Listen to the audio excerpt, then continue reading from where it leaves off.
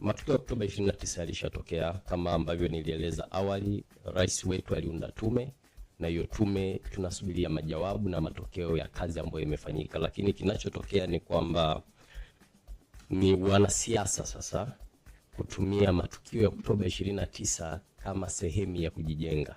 Kama serikali ilishachukua hatua kuhakikisha inakwenda kutafuta chanzo, kujua waliohusika, tume ambayo imeundwa juzi, na mwisho wa siku endapo kama kuna watu watathibitika walihusika na mambo yale, hatua za kisheria zitachukuliwa. Sasa sitaki kuiongelea sana tume kwa sababu mimi sio mjumbe wa tume.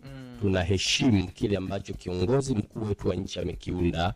Kwa tunachosubiria ni matokeo na nini kitafuata baada ya hapo. Sasa ushauri wangu ni mmoja tu, kwamba moja tu wastamilivu, tusubiri matokeo, lakini pili nitoe rai kwa sisi vyama vya siasa vyote kwamba tusitumie ajenda ya Oktoba 29 kama sehemu ya kujijenga, hasa katika matatizo ya watu.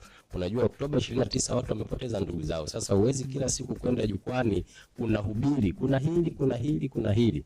Tuwe watulivu, tusubiri serikali ilete nini kilitokea, nani alihusika, hatua zipi zitachukuliwa. Hapo mjadala huo utakuwa unakwenda vizuri, lakini kwa sasa wanasiasa tuachane na yale mambo ambayo yanatonesha makovu na tusitumie kama ni fursa ya kisiasa sasa kutafuta kujijenga sisi binafsi, kwa sababu lazima tuwe na huruma na maisha ya Watanzania, lazima tuwe na huruma pia na taifa letu na vizazi vinavyokuja, kwa yale ambayo yametokea iwe kama funzo na sio jambo la kushabikia au la kusherehekea. Ni jambo ambalo linahitaji uvumilivu na matokeo ya tume ambayo imeundwa. Kwa hiyo rai yangu ya mwisho ni kwamba vyama vya siasa na sisi wanasiasa tusitumie tukio lile kama sehemu ya kujijenga kisiasa kwa kulihubiri na kulizungumza, ambapo tunaendelea kuweka majeraha. Tunachotafuta sasa ni kurudi katika nchi moja, umoja wa kitaifa, turudi kwenye maridhiano, tukae tujenge taifa, tusukume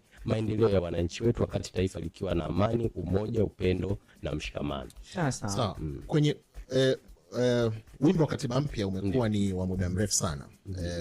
Watu walikuwa wameandamana kwenye Oktoba 29 wamekuwa kiuimba, wanasiasa wamekuwa kiimba, mpaka leo baadhi ya watu bado wanaendelea kujadili kuhusiana na katiba mpya.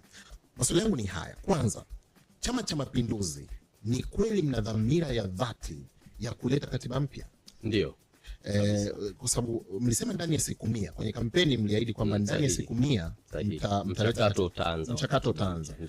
Kwa nini hatuoni mchakato umeanza mpaka sasa? Swali la kwanza. Okay. Lakini swali la pili ni kumekuwa na taarifa kwamba makamu wa rais ambaye pia ni mjumbe wa kamati kuu ya Chama cha Mapinduzi aliitwa kwenye kamati ya maadili, atikisa tu amegusia swala la katiba mpya. Hili lina ukweli kiasi gani? Nikianza na swali la kwanza kwamba Chama cha Mapinduzi, ni kweli tunauhitaji na tuliahidi kwenye ilani ya uchaguzi ya mwaka 25-30 kwamba tutahuisha mchakato wa katiba mpya, na ilikuwa ni moja ya ahadi ya Mheshimiwa Rais, na jambo hilo mpaka sasa liko vile vile na halijabadilika. Lakini pia nikukumbushe kwamba ajenda ya katiba mpya muasisi wake ni Chama cha Mapinduzi, na kumekuwa na marekebisho ya katiba miaka mingi kabisa nyuma, ambapo katiba ya mwaka 77 imeshafanywa amendment nyingi. Sasa hili la katiba mpya ambalo umelisema leo kwamba ni kuhakikishia, la kwanza, Chama cha Mapinduzi kiko tayari na kina utayari huo.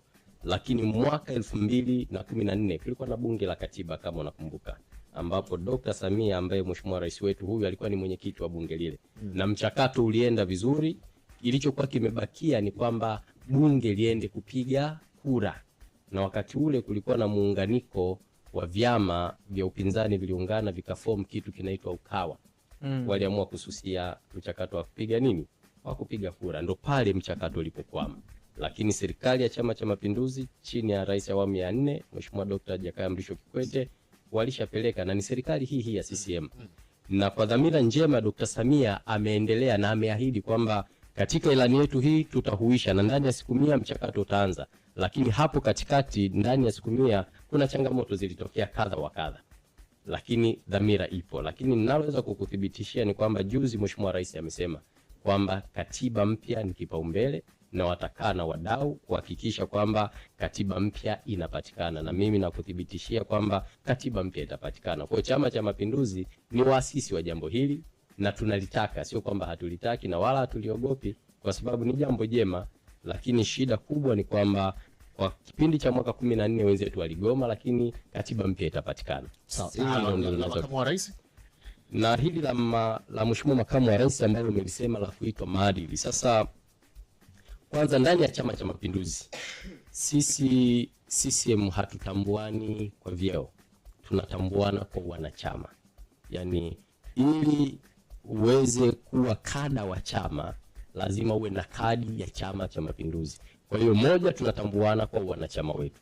Kwa hiyo kama kuna mwanachama ameitwa kwenye maadili ni jambo la kawaida na sio jambo geni, na ilishatokea pia miaka mingi watu kuitwa, hata juzi watu wameitwa kawaida tu ngazi mbalimbali, ni jambo la kawaida. Kwa hiyo hilo ni kutoe hofu kwamba aliyeitwa sio makamu wa rais, ila kama ikitokea anaitwa mwanachama yoyote wa Chama cha Mapinduzi. Okay.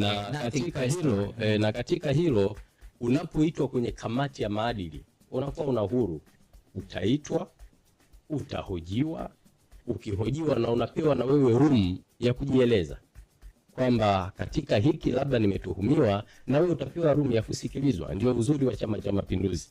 Na baada ya hapo sasa kuna adhabu ambazo zipo kwa mujibu wa kanuni zetu. Katiba yetu inaelezea kama kuna makosa yapo, kama mtu anachukuliwa adhabu, zimeeleza kuna onyo, kuna karipio, kuna onyo kali, kuna kufukuzwa wanachama. Lolote linawezekana likafanya nini? Likatokea. Kwa hiyo kuweka mambo sawa ni kwamba kama kiongozi au mwanachama ameitwa, anaitwa kwa nafasi yake kama kada wa Chama cha Mapinduzi, ambapo kama mimi naweza kuitwa au mtu yoyote. Kwa baada ya hapo sasa kamati ile ndio itafind sasa kama mtu anakosa au hana kosa, lakini lipo hivyo. Kwa hiyo pengine aliitwa, na ni kweli kwamba aliitwa na pengine kuna adhabu ama onyo limetokea kwa namna yote, au mchakato unaendelea? Hapana, mpaka sasa wewe nikikuuliza umeiona taarifa yote ya chama kwamba ameitwa, ni haipo rasmi, lakini rumors zinasema hivyo. Lakini kama ataitwa, maana yake mimi siwezi kujua, yeye ndo atajua kama ameitwa baada ya kupokea either barua ya wito au nini, na sijui kama amepewa barua au hajafanya nini. Hiyo inakuwa kati yake yeye na kamati. Sasa mimi nitakuwa na swali. Ndio, karibu. Kwamba huyu makamu wa rais ambaye Dr. Nchimbi ametaja. Chama mnalindaje viongozi wenu? Kwa sababu serikali, unajua uwezo kuitenganisha chama na serikali. Ndoa ile kuna wakati huo pia anashambuliwa sana. Nani? Huyu makamu wa rais Dr. Nchimbi. Nyinyi kama chama anashambuliwa na nani? Wanachama wenu wengine wakiwa kupitia mitandao ya kijamii, kwenye vyombo vya habari, kana kwamba inatengeneza kama kidaraja kuonesha kwamba yeye yuko peke yake. Tunataka tujue kwamba sawa, unatuhumu hiyo tarehe mwenezi, tetesi kaitwa maadili, lakini kuna namna pia tusikie wanaomtuhumu na kumshambulia wengine. Hajawahi kusikia mtetesi wameitwa maadili.